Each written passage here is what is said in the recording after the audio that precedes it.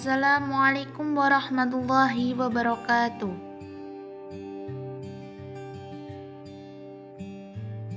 Kami dari kelompok 3 yang akan mempresentasikan tugas konsep dasar yang diampu oleh Ibu Ratnanila Puspitasari, MPD. Anggota kelompok 3 Muhammad Mas'ud Hanifullah, Puji Isti Zulaika, Siti Nur Komariah, Vicky Tasfiatul Qalbina, Zawa Aprilia Vidya Utami.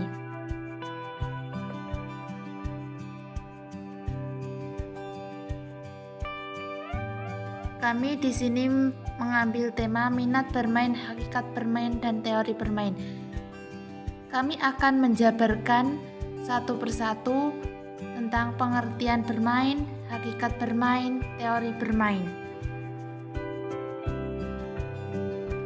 A. Pengertian bermain. Bermain bagi anak usia dini sudah tidak asing lagi.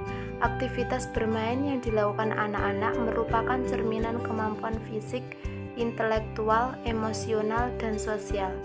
Bermain adalah serangkaian kegiatan atau aktivitas anak untuk bersenang-senang.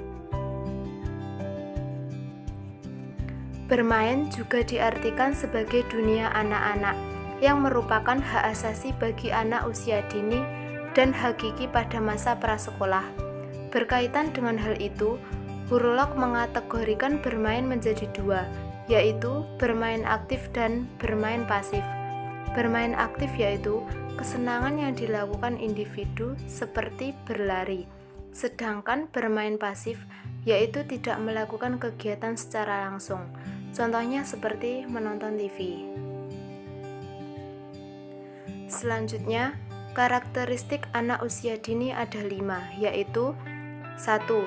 Bermain muncul dari dalam diri anak. Maksudnya, keinginan bermain harus muncul dari dalam diri anak sehingga anak dapat menikmati dan bermain sesuai dengan caranya sendiri. 2. Bermain harus bebas dari aturan yang mengikat dan kegiatan untuk dinikmati. Bermain pada anak usia dini harus terbebas dari aturan yang mengikat, karena anak usia dini memiliki cara bermain sendiri. 3. Bermain adalah aktivitas nyata atau sesungguhnya. Maksudnya, pada saat bermain air, anak melakukan aktivitas dengan air dan mengenal air dari bermainnya. 4.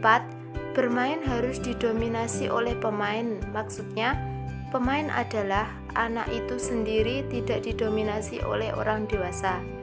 5. Bermain harus melibatkan peran aktif dari pemain. Hakikat bermain. Patron dalam Dockett dan Flair memandang bahwa bermain adalah sarana sosialisasi pada anak dalam proses perkembangan anak dalam berkonseksplorasi, menemukan, mengapresiasikan perasaan, berkreasi, dan belajar secara menyenangkan. Bermain juga berfungsi sebagai referensi untuk memulihkan tenaga seseorang setelah lelah beraktivitas ataupun lelah dalam belajar. Bermain sangat penting bagi anak usia dini karena melalui bermain anak tersebut otaknya mampu berkembang. Adapun tahap perkembangan bermain menurut beberapa ahli, yang pertama yaitu Jan Piaget, permainan sensorik motorik atau kurang lebih 3/4 bulan atau setengah bulan. Kegiatan ini hanya merupakan kelanjutan kenikmatan yang diperoleh seperti kegiatan makan atau mengganti sesuatu. Bermain simboli kurang lebih 2-7 tahun. Pada masa ini anak lebih banyak bertanya dan menjawab pertanyaan, mencoba berbagai hal berkaitan dengan angka, ruang, dan kuantitas, dan sebagainya. Permainan sosial yang memiliki aturan atau kurang lebih 8-11 tahun. Pada masa ini anak lebih banyak terlihat dalam kegiatan games with rules, di mana kegiatan anak lebih banyak dikendalikan oleh peraturan bermain. Herlock, tahap penjajahan berupa kegiatan mengenai objek atau orang lain, mencoba menjangkau atau meraih benda di sekelilingnya, lalu mengamatinya. Tahap bermain biasanya terjadi pada usia prasekolah. Anak-anak di TK biasanya bermain dengan boneka dan mengajaknya bercakap atau layaknya bermain seperti teman bermain. Tahap bermain biasanya terjadi dengan mulai SD. Pada masa ini jenis bermain dengan alat permainan yang berkembang menjadi games. Tahap melamun. Tahap ini diawali ketika anak mendekati masa pubertas, di mana anak mulai kurang berminat terhadap kegiatan bermain. Biasanya khayalannya mengenai perlakuan kurang adil dari orang lain atau merasa dipahami oleh orang lain. C. Teori bermain. Bermain pada awalnya belum mendapat perhatian khusus dari para ahli ilmu jiwa karena terbatasnya pengetahuan tentang psikologi perkembangan anak dan kurangnya perhatian mereka pada perkembangan anak. Salah satu tokoh yang dianggap berjasa untuk meletakkan dasar tentang bermain adalah Plato, seorang filsuf Yunani.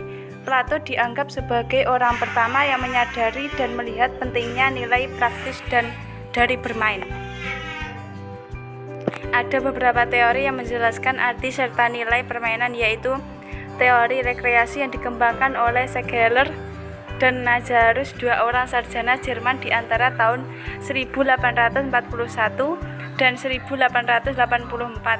Mereka menyatakan permainan itu sebagai kesibukan rekreatif, sebagai lawan dari kerja dan keseriusan hidup. Teori pemunggahan, menurut sarjana Inggris Herbert Spencer, permainan disebabkan oleh mengalir keluarnya energi, yaitu tenaga yang belum dipakai dan menumpuk pada diri anak itu menurut dimanfaatkan atau dipekerjakan. 3. Teori atavistis sarjana Amerika Stanley Hall dengan pandangannya yang biogenetis menyatakan bahwa selama perkembangannya anak akan mengalami semua fase kemanusiaan.